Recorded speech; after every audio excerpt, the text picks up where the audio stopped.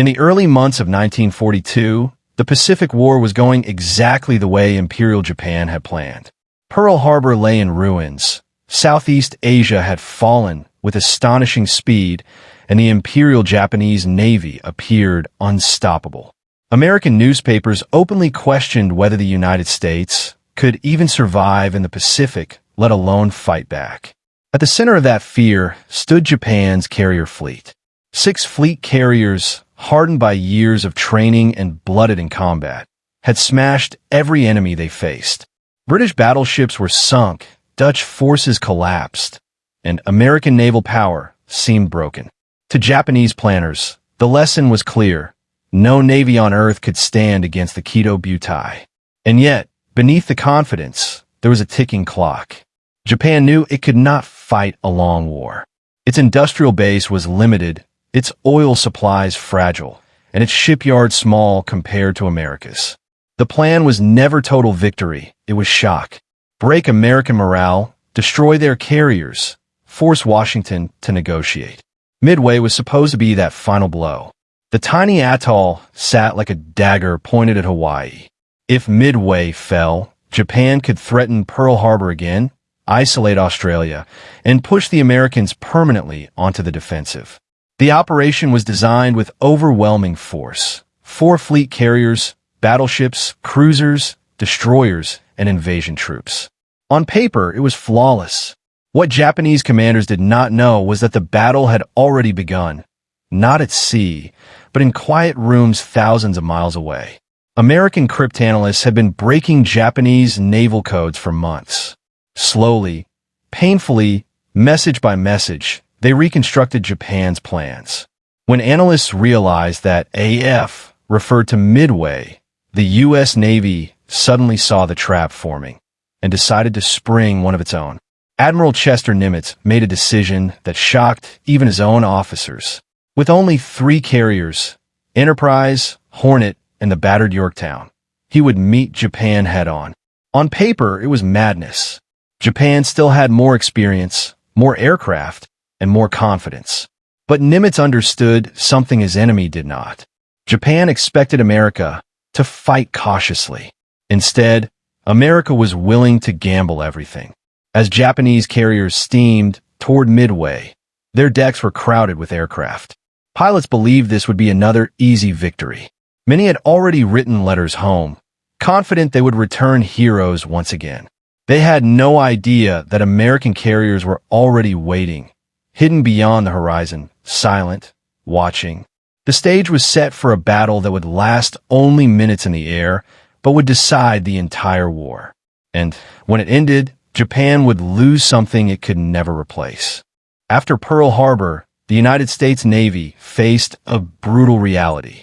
Battleships lay sunk or crippled. The Pacific Fleet was wounded, and America's carrier force was suddenly the thin line standing between survival and collapse. Aircraft carriers were no longer just support vessels. They had become the core of naval power, floating airfields that decided the fate of oceans. Among those carriers, USS Yorktown quickly earned a reputation that went far beyond its steel hull. It was fast, flexible, and relentlessly active. Wherever the war flared in the Pacific, Yorktown seemed to appear. To American sailors, it became a symbol of resilience. To Japanese planners, it became a growing concern. In early 1942, Japan still believed it held the advantage. Its carrier pilots were veterans, hardened by years of combat in China. Its fleet had struck Pearl Harbor with devastating precision. The idea that American industry and crews could recover quickly enough seemed unlikely to Tokyo's high command. That belief began to crack in May 1942 during the Battle of the Coral Sea. The Coral Sea was unlike any naval battle before it. The opposing fleets never saw each other directly. Instead, aircraft launched hundreds of miles away decided everything. It was carrier versus carrier, pilot versus pilot, machine against machine. USS Yorktown and USS Lexington faced off against Japanese carriers Shokaku and Zuikaku. The fighting was savage. Bombs and torpedoes tore through steel decks. Fires raged. Planes fell from the sky in flames. Yorktown was hit hard. A Japanese bomb punched through the flight deck, exploding deep inside the ship. Fuel lines ruptured. Fires spread rapidly. Thick smoke poured into passageways. For a moment, it looked as if Yorktown might join the long list of warships lost in the Pacific. But the crew did not panic. Damage control teams moved instantly. Men crawled through smoke-filled compartments, cutting away burning wreckage, sealing ruptured pipes, flooding magazines before explosions could rip the ship apart. Pilots helped firefighters. Officers carried hoses. Everyone fought the ship itself from dying. Within hours, Yorktown was still afloat, still operational enough to launch and recover aircraft. The battle ended without a clear tactical victory, but strategically it mattered enormously. Japan lost pilots it could not easily replace. One of its carriers, Shokaku, was badly damaged. And for the first time, Japanese commanders realized that American carriers were not fragile targets. They absorbed punishment and kept fighting. Yet Yorktown paid a price. By the end of the battle, the ship bore deep scars. Its flight deck was damaged. Structural elements were twisted. Internal systems were strained. Official assessments suggested weeks, perhaps months, would be needed to fully repair the carrier. Under normal peacetime conditions, Yorktown would have been sent to a major shipyard and taken out of action for a long overhaul. But there was no peacetime anymore. As Yorktown limped back toward Pearl Harbor, American intelligence intercepted crucial information. Japanese forces were planning a massive operation near Midway Atoll. Multiple fleet carriers would be involved. The trap was being set. Admiral Chester Nimitz faced a terrifying calculation. America had only 3 operational carriers in the Pacific: Enterprise, Hornet, and the damaged Yorktown. If Yorktown missed the battle, the balance would tilt dangerously in Japan's favor. Nimitz made a decision that stunned even his own staff. Yorktown would not get months. It would not even get weeks. It would get 72 hours. When Yorktown entered Pearl Harbor, repair crews swarmed the ship before its anchor chains even settled. Engineers, welders, electricians, and laborers worked in overlapping shifts, day and night. Floodlights turned night into artificial day. Sparks flew constantly as steel was cut, welded, and reinforced. Instead of restoring the ship to perfect condition, planners focused on one question only: can it fight? Damaged sections were patched, not replaced. Systems were rerouted instead of rebuilt. Cosmetic damage was ignored entirely. The goal was brutal efficiency. Anything that did not directly affect combat performance was postponed or abandoned. Sailors who had just survived Coral Sea helped with repairs. Some barely slept. Others worked until their hands bled. They knew what was coming, even if they did not know exactly where. Meanwhile, Japanese commanders reviewed their intelligence. They believed Yorktown had been effectively knocked out at Coral Sea. Based on aerial observations and battle reports, they concluded that at least one American carrier was no longer a factor. Their calculations for Midway assumed fewer American flat tops would oppose them. That assumption would prove catastrophic. As repair crews raced the clock, Yorktown's air group prepared as well. Replacement aircraft were loaded aboard. Pilots briefed endlessly. Ammunition, fuel, and spare parts were rushed onto the deck. 72 hours after arriving, USS Yorktown looked battered. Scars remained visible, but beneath the surface it was alive, functional, and ready for war. When Yorktown steamed out of Pearl Harbor, few outside the dockyards believed it was truly battle-ready. Even some American officers doubted whether the ship could survive another major engagement. The Japanese never imagined it would even appear, and that false certainty would soon collide with reality in the skies over Midway. By the time USS Yorktown limped back to Pearl Harbor, even her own crew believed she was finished. Bomb holes gaped across her flight deck. Internal compartments were flooded. Power cables were severed. Fires had scorched steel so badly that some sections looked permanently warped. Naval engineers initially estimated that full repairs would take 3 months. In wartime terms, that was a death sentence. But 3,000 miles away, Japanese planners were already building their Midway operation on one critical assumption: Yorktown was gone. Their reconnaissance reports, filtered through layers of optimism, concluded that only 2 American fleet carriers remained operational in the Pacific. This belief shaped everything: force allocation, air group assignments, and the confidence with which the Imperial Navy sailed toward what they believed would be a decisive trap. Back at Pearl Harbor, Admiral Chester Nimitz made a decision that stunned everyone around him. Yorktown would sail, not in months, not in weeks, but in days. The order was simple, brutal, and almost impossible: make her combat capable in 72 hours. What followed was not routine repair work. It was controlled desperation. Over 1,400 shipyard workers boarded Yorktown around the clock. Welders worked inches from still smoldering steel. Electricians rewired systems without blueprints. Damage control crews patched holes not to restore perfection, but to keep seawater out long enough for battle. Some repairs were never meant to last. Bulkheads were reinforced with timber. Pipes were rerouted externally. Entire compartments were sealed off and written off as lost forever. Yorktown did not need to be perfect. She only needed to fly planes and survive long enough to fight. The flight deck, once twisted and scarred, was resurfaced with astonishing speed. Elevators were coaxed back into operation. Radar systems were partially restored. Anti-aircraft guns were remanned. Their crews drilled relentlessly even as the ship remained tied to the pier. Perhaps most remarkable was the mindset. No one asked whether it could be done. There was no time for doubt. The shipyard operated as if the fate of the Pacific depended on this one hull. Because it did.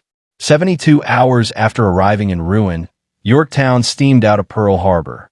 She did not look pristine. Paint was mismatched. Internal spaces smelled of smoke and oil. But from a distance, she looked alive, and that illusion was all Nimitz needed. As Yorktown raced toward Midway, Japanese commanders remained unaware of the deception unfolding. Their intelligence summaries still showed Yorktown listed as sunk or crippled beyond use. Carrier air groups were assigned accordingly. Tactical plans were finalized under a fatal miscalculation. On the morning of June 4th, Japanese pilots flying toward Midway spotted American carriers on the horizon. When they reported 3 flight decks instead of 2, confusion spread through command channels. One carrier in particular defied belief. Yorktown, the ship they were certain had been destroyed, was steaming at full speed, launching aircraft and maneuvering aggressively. Japanese officers reportedly questioned whether it was a different carrier or even a decoy. Some believed the Americans had somehow built a new carrier in weeks, a notion that sounded absurd, yet no other explanation fit. Yorktown's presence shattered Japanese assumptions at the worst possible moment. Her air group joined the attack waves that would soon cripple Akagi, Kaga, and Soryu. Her anti-aircraft guns roared as Japanese dive bombers descended, buying precious seconds for evasive maneuvers. When Yorktown herself was struck later that day, she absorbed punishment that might have destroyed a weaker ship outright. Even after taking bomb and torpedo hits, Yorktown refused to die easily. By the time the smoke cleared over Pearl Harbor, Japanese commanders believed they understood the American Navy. They believed U.S. carriers were fragile. They believed American damage control was slow. And they believed that if a carrier was hit hard enough, it would be gone for months. USS Yorktown was supposed to prove them right. In early May 1942, during the Battle of the Coral Sea, Yorktown was battered by Japanese dive bombers. Explosions tore through her flight deck. Fires raged below. Fuel lines ruptured. Electrical systems failed. From the air, she looked finished. Japanese pilots reported her as heavily damaged, possibly sinking. In Tokyo, planners marked Yorktown as neutralized. At best, they believed she would require weeks, maybe months, of repairs in Hawaii or the U.S. mainland. They were wrong. When Yorktown limped back to Pearl Harbor on May 27, 1942, she did not look like a ship ready for battle. Her deck was scarred. Her hull was twisted. Her machinery groaned. Official estimates said repairs would take at least 2 weeks. Admiral Chester Nimitz looked at those estimates and said something extraordinary. You have 72 hours. Not weeks. Not months. 3 days. What followed was one of the most intense repair efforts in naval history. As Yorktown docked, over 1,400 shipyard workers swarmed aboard. Electricians, welders, pipe fitters, carpenters, many of them sleeping on the pier, working around the clock. There were no shifts. There was no rest. Damaged steel was cut away while the ship was still warm from battle. Temporary patches were welded into place. Wiring was rerouted through passageways never designed to carry it. Machinery was rebuilt while engines were still mounted. Some systems weren't fixed, they were bypassed entirely. If a pump couldn't be repaired in time, another line was forced to do its job. If a radar set was damaged, a newer experimental one was installed instead. Yorktown was not being restored to perfection. She was being made good enough to fight. Pilots watched in disbelief as the ship that looked half dead only days earlier began loading aircraft again. Fuel lines were tested. Elevators groaned back into operation. Anti-aircraft guns were recalibrated. All while intelligence reports confirmed the Japanese fleet was moving. Midway was coming. Japanese commanders planned the Midway operation with confidence. Their calculations were precise. American carrier strength, they believed, was limited to 2 operational ships, Enterprise and Hornet. Yorktown was not supposed to be there. Japanese planning documents reflected this assumption clearly. They expected numerical superiority. They expected to overwhelm what remained of the U.S. carrier force. And so, when Yorktown slipped out of Pearl Harbor on May 30th, less than 72 hours after arriving, she carried with her something far more powerful than bombs or planes. She carried surprise. To the Japanese, the idea that a fleet carrier could be repaired that fast was unthinkable. Their doctrine emphasized avoiding damage rather than surviving it. Once a ship was badly hit, it was assumed to be out of action for a long time. American doctrine was different. It focused on damage control, on redundancy, on improvisation under fire. Yorktown embodied that philosophy. As she steamed toward Midway, her crew knew the truth. They knew the ship was wounded. They knew she wasn't perfect, but she was operational, and operational was enough. When Japanese scouts finally reported 3 American carriers instead of 2, confusion rippled through their command structure. Some thought the reports were mistaken. Others suspected deception. None imagined the truth. That one carrier, believed crippled, had been repaired in just 72 hours. And that misunderstanding would soon cost them dearly. Because when the battle began, Yorktown would absorb punishment meant for ships that no longer existed in Japanese calculations. She would take hits. She would keep fighting. And she would buy time. Time that allowed American dive bombers to find their targets. Time that allowed the balance of the Pacific War to shift. The ship Japan thought was gone was about to change history. When Japanese reconnaissance aircraft finally reported an American carrier south of Midway, confusion spread through the Imperial Navy Command. According to their calculations, Yorktown had been crippled at Coral Sea and could not possibly be operational. The damage reports they trusted showed twisted flight decks, raging fires, and a ship barely holding together. In Japanese doctrine, such a carrier was finished for months, not days. But what the Japanese commanders did not understand was the difference in industrial mindset. For the U.S. Navy, Yorktown was not a lost ship. It was a problem to be solved under impossible deadlines. At Pearl Harbor, repair crews worked around the clock in rotating shifts, sleeping beside machinery, welding and choking smoke, and patching steel faster than any naval repair effort in history. Temporary repairs were not meant to make Yorktown perfect. They were meant to make her fight. Damaged bulkheads were reinforced instead of replaced. Electrical systems were rerouted rather than rebuilt. Holes below the waterline were sealed, just enough to keep the sea out. Paint covered scorch marks, and wooden planks disguised structural scars. To Japanese planners, such a ship would still be considered unfit for combat. To the Americans, she was ready. As Yorktown sailed west toward Midway, her crew knew they were riding a ship held together by speed, improvisation, and belief. Damage control teams were doubled. Firefighting crews were drilled nonstop. Pilots were briefed that landing space might vanish at any moment. Yet morale remained high. because the very presence of Yorktown at sea was proof that the impossible had already been done. Meanwhile, Admiral Yamamoto's fleet moved east with confidence bordering on certainty. The Japanese plan assumed numerical superiority. They believed they would face two American carriers, Enterprise and Hornet. Their strike groups were sized accordingly. Their fuel, timing, and aircraft allocations all depended on this assumption. Yorktown's survival shattered that equation. When the first Japanese strike aircraft reached Midway and radioed sightings of American carriers, disbelief followed. The name Yorktown appeared in intercepted communications. Officers questioned the report. Some assumed it was a mistake. Others believed the Americans were deliberately spreading misinformation. But as waves of American aircraft began launching from three separate carriers, the truth became undeniable. The Americans had one more carrier than expected, and that carrier should not have existed.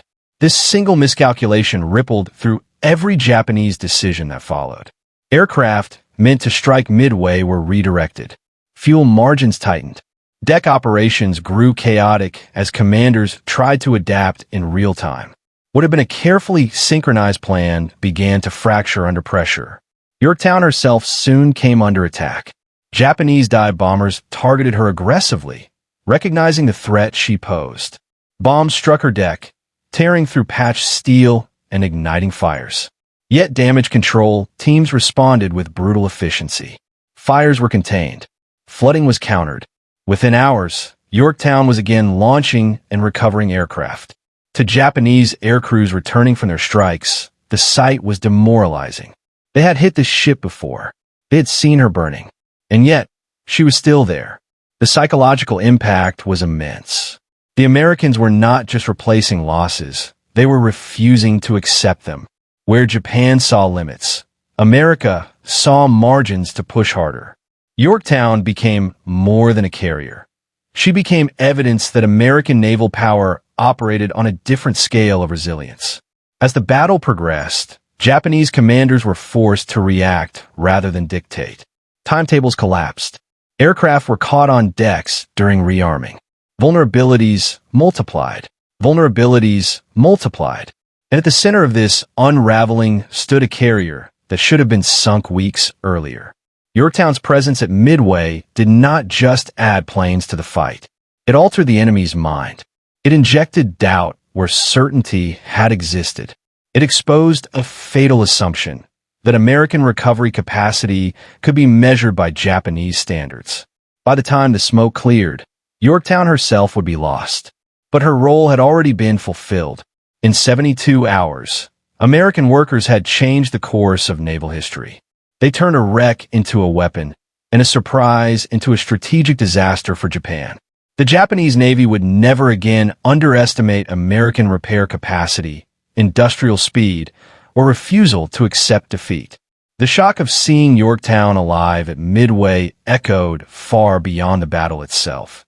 It marked the moment Japan began to realize that this war would not be decided by skill alone, but by endurance, production, and the ability to recover faster than the enemy could destroy. By the time the smoke cleared over Midway, the Japanese commanders were still trying to make sense of what they were seeing. Reports coming in from scout planes spoke of an American carrier that should not have existed. Yorktown had been declared crippled. Yorktown had been written off. And yet here she was, launching aircraft, absorbing damage, fighting like a ship reborn. What the Japanese did not know was that Yorktown was not a miracle of steel, but a miracle of human effort. 72 hours earlier, she had limped into Pearl Harbor trailing oil, with her deck scorched and her hull wounded. Navy engineers had estimated weeks of repairs. Instead, Admiral Nimitz gave a simple order: make her battle ready, whatever it takes. Men worked without sleep. Welders sealed ruptured plates while the ship was still warm from combat. Electricians rerouted power through damaged circuits by hand. Mechanics stripped usable parts from wrecked systems and rebuilt others from scratch. Paint crews worked alongside structural teams, covering scars not for beauty, but to deceive enemy reconnaissance. The goal was not perfection. The goal was survival. Every hour mattered. Every bolt tightened was a wager against time itself. Yorktown was not fully healed when she sailed. She was barely holding together, but she sailed anyway. When the Japanese carriers launched their first strike at Midway, they believed the American fleet was weak, scattered, and predictable. They believed they had already eliminated one of the key carriers. That belief shaped every decision that followed. It shaped where their aircraft flew. It shaped how their decks were armed. And it shaped how unprepared they were for what came next. Yorktown's aircraft rose into the sky alongside those from Enterprise and Hornet. To Japanese eyes, this was impossible. Their intelligence officers would later admit that Yorktown's presence shattered their assumptions. They had calculated ship counts. They had estimated repair times. They had trusted doctrine over adaptability. When Japanese dive bombers finally found Yorktown, they struck with precision. Bombs tore into her decks. Explosions echoed through her interior. Men were thrown against steel walls. Fires erupted once again. For a moment, it seemed as though the ocean would finally claim her. But damage control teams moved with practice speed. Flooding was contained. Fires were smothered. Power was restored section by section. Yorktown slowed, but she did not stop. Even as smoke poured from her decks, she continued to launch and recover aircraft. To the Japanese pilots circling above, it was as if the ship refused to die. Then came the torpedoes. A submarine attack struck where armor was weakest. The sea rushed in. This time, the damage was too severe. Yorktown began to list. Orders were given to abandon ship. Men climbed down ropes and jumped into the water, looking back at the carrier that had carried them through hell and back.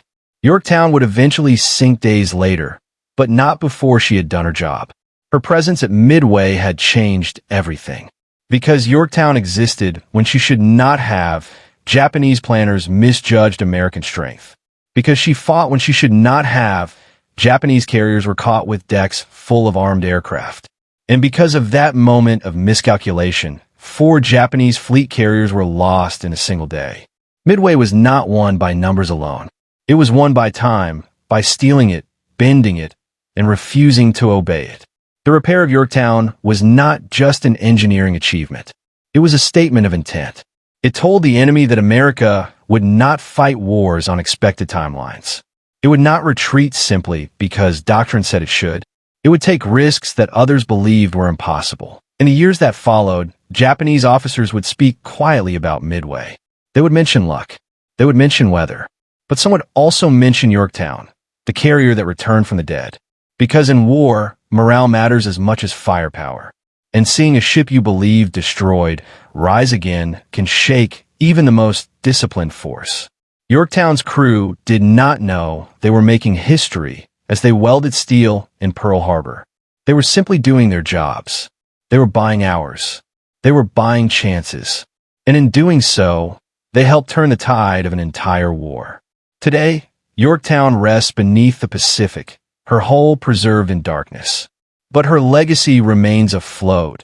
In every doctrine that values flexibility over certainty, in every navy that understands preparation is only half of victory. At Midway, the Japanese expected to fight an enemy bound by limits. Instead, they met a carrier that refused to stay broken. And that surprise changed the course of history.